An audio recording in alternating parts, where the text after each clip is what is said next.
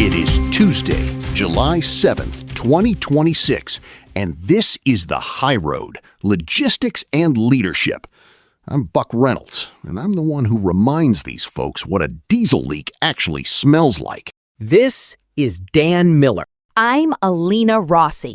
Jules Sterling here. We have a great show for you today. Well, yesterday, we were wading through the wreckage of the FMCSA's MODUS system rollout and tracking those rail collisions in Atlanta. Rough day at the office for the regulators, right?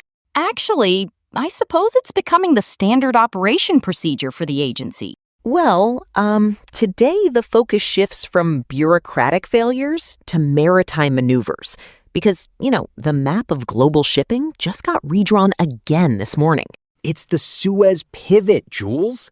Look, carriers are playing a high-stakes game of chicken with the Houthis and the insurance markets. Exactly. According to the Lodestar, Maersk and Hapag-Lloyd, operating under that Gemini cooperation, formally announced they're bringing the AE-15 service back to the Suez Canal starting July 24th. You're telling me they're heading back into the hornet's nest? My thing is, the security assessments must be incredible. Or they're just desperate for that Singapore to Port Said transit time. It's the U.S.-Iran Memorandum of Understanding from mid-June. That's the green light they needed. Bottom line, routing around the Cape of Good Hope for 2 years was an expensive detour. I suppose I should be the reality check here. Actually, the UK Maritime Trade Operations just reported missile strikes near Oman today, July 7th. The Strait of Hormuz is still very much a red zone. Right, and it's sort of a tale of two choke points. You have the Suez showing signs of life, while Hormuz is, literally on fire. Well, here's the deal. Maersk's stock actually took a hit after the announcement. Investors are worried that opening the Suez is going to flood the market with capacity and kill the scarcity premium. Which is exactly what I've been saying. Scarcity is the only thing keeping rates at these 2-year highs. You open the pipe, the pressure drops. That's just basic plumbing. And risk, Dan. Don't forget the risk. My thing is, we're seeing a historic pivot, but one stray missile and Maersk's insurance premiums are going to go vertical. It's a legal minefield. Speaking of legal minefields, the folks over at CBP just dropped some heavy weather on the importers this week. Oh, they certainly did, Buck. Actually, CBP released what they're calling super guidance for forced labor enforcement. It consolidates the UFLPA and other sanction acts into one unified framework. I was reading that in FreightWaves. It's the first time they've given a real process map for how they identify and seize goods, right? Precisely. And the updated dashboard shows they've taken action on over 69,000 shipments, valued at nearly $4 billion since 2022. It's not just automotive anymore. What are they targeting now? Look, if I'm an importer, I need to know where the crosshairs are.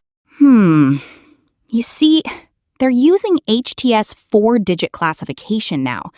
High-tech electronics and consumer products are the new targets. If you can't map your supply chain, you're looking at total seizure. That's a lot of paper pushing for a guy just trying to get a load of routers to a warehouse. Here's the deal. The thing is, how are these guys supposed to vet 5 levels of suppliers? Well, it's about the digital audit trail now. If you don't have it, you're a liability. Speaking of reliability and specialized engineering, we need to take a quick second for the folks who keep our digital gears turning. Hey, before we move on, look, a quick note from our sponsor. Strategic logistics requires world-class engineering, and this show is powered by the stack developed by Eric Christensen at Neural Network Media. Actually, I can appreciate the architectural precision. You should support the architect behind the code. Visit our Patreon at patreon.com/neural network media for a free trial. You get access to our daily briefing PDF too. It's an ironclad calendar for your supply chain intelligence. Well, okay, back to the tech side of the house. Let's talk about Agentic AI. This isn't just a dashboard anymore. It's proactive. Samsara just announced their new AI model can identify high-risk drivers 5 days before an incident occurs, with 80% accuracy. 5 days? I suppose the AI is a psychic now? My thing is, how do you handle the liability of a prediction that hasn't happened yet? Well, that's my problem. I mean, you tell a driver they're going to have a wreck on Friday, they're going to quit on Thursday. I still value a human gut check over a computer colleague. But Bach, Samsara is using it for AI roleplay coaching. It helps managers practice those tough conversations before they happen. It's sort of a soft skills booster for the terminal managers. Look, the data says the top 10% of risky drivers cause a third of all crashes. If the AI can flag the forward collision risk before the bumper hits the trailer, that's a win for the bottom line. Well, Geotab is doing something similar in Australia with their Go Focus Pro. It's a 360-degree AI dash cam. Predictive safety is clearly the 2026 mandate. I'll believe it when I see it, but look, we're seeing some physical shifts too. Toyota just announced a massive expansion in San Antonio.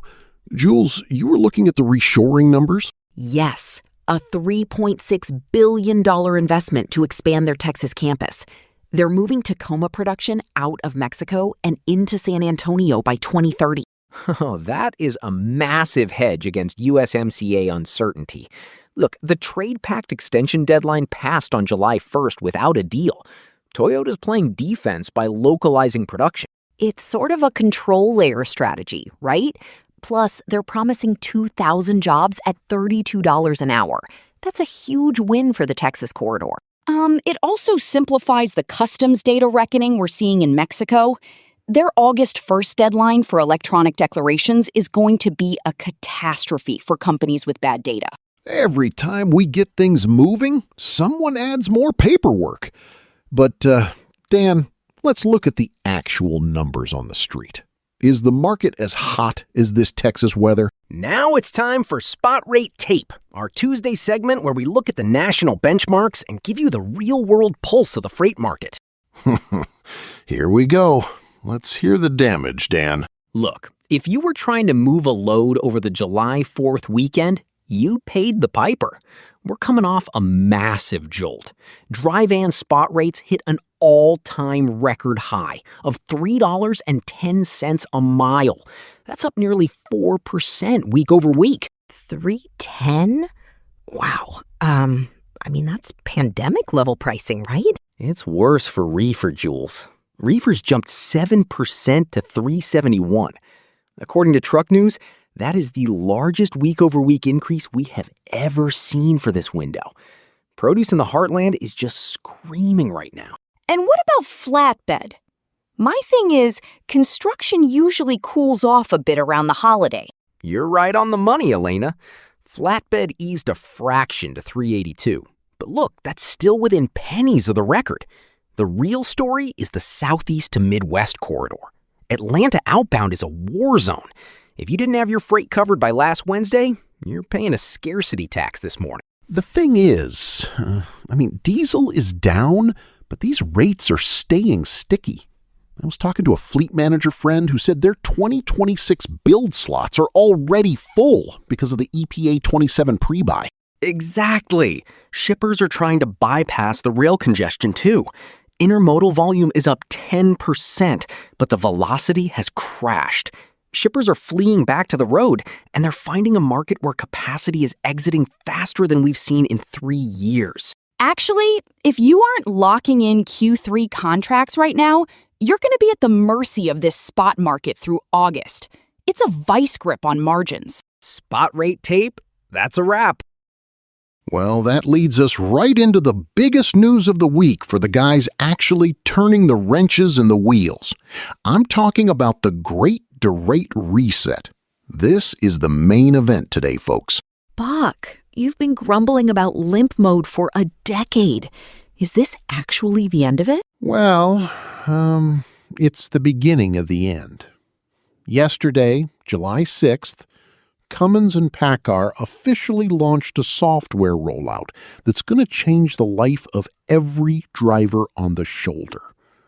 They're recalibrating the diesel exhaust fluid, the DEF, inducement strategies.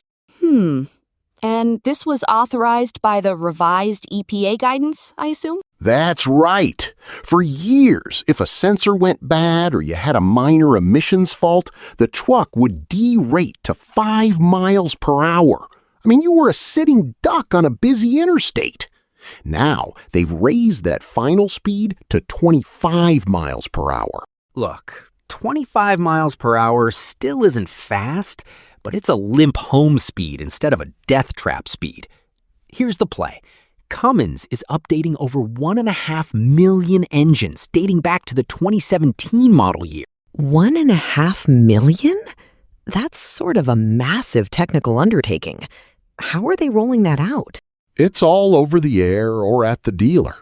The thing is, for motor coaches, the bus industry, they actually raised it to 50 miles per hour. I mean, that's a huge safety win for passengers who won't be stranded on the side of a bridge in a 5-mile-per-hour bus. My thing is, the timing is fascinating. This tech rollout happens just days after President Trump issued those executive pardons on July 3rd for individuals convicted of Clean Air Act violations. It's a total shift in enforcement philosophy. It's a retreat from the criminal side, for sure. Bottom line, the EPA is acknowledging that limp mode was causing more safety hazards than it was preventing emissions. It's a practical pivot. Well, does this affect the used truck market? If 2017 models are getting this update, does that raise their value? Oh, you bet. I mean, an older truck that won't leave you stranded over a bad sensor is worth its weight in gold right now. But we have to look at the legal side. Elena, you see a liability shift here? Actually, yes. By increasing the repair window and the speed, the OEMs are shifting the duty of care back to the carrier.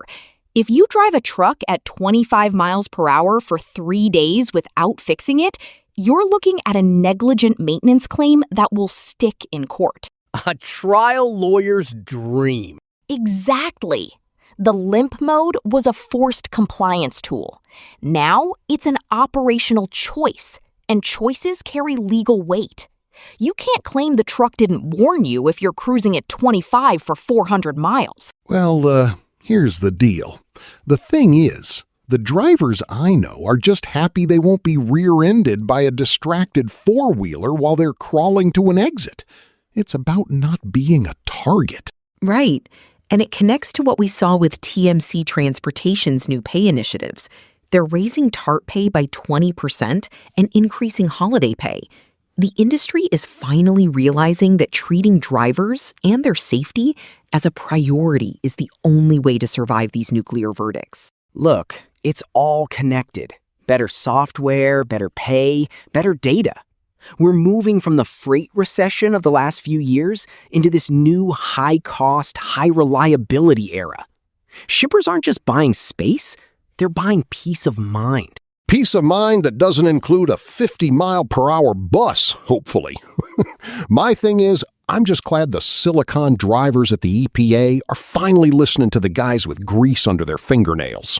Well, I suppose we'll see if this great derate actually reduces downtime or just encourages procrastination in the shop. My money is on the latter. You're a ray of sunshine, Elena. But I think you're right. We'll be tracking the shop backlogs for weeks after this rollout. Bottom line, the equipment market is in a pre-buy frenzy. The spot rates are at record highs, and the trucks are finally being allowed to limp home. It's a busy Tuesday in the logistics world. That's all for today's High Road, Logistics and Leadership. We've covered the Suez pivot, the CBP's super guidance, and the end of the 5-mile-per-hour crawl.